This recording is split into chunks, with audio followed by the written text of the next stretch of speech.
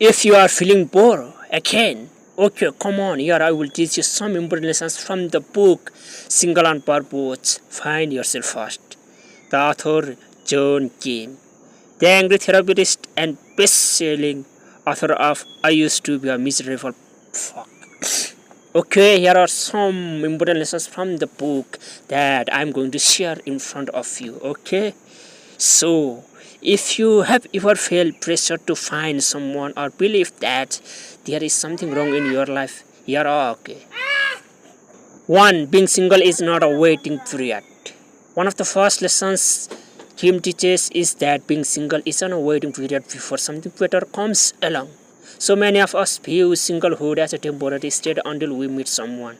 But this book flips this idea on its head. 2. Focus on self-love, not self-sacrifice. This book stresses the importance of self-love over self-sacrifice. Often we are in a relationship or seeking one, we may sacrifice our own needs and desires for the sake of the relationship. But true happiness and fulfillment begins when we stop sacrificing our happiness and start focusing on loving ourselves. 3. Use your singlehood to discover who you really are. Being single is the perfect time to explore who you are without the influence of others.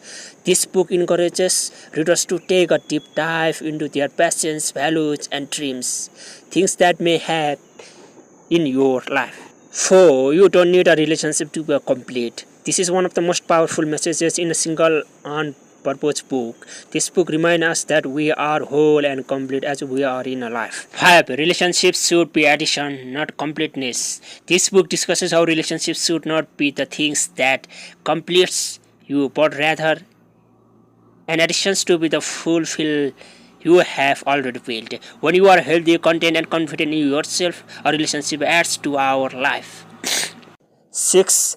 Healing from past relationship is essential.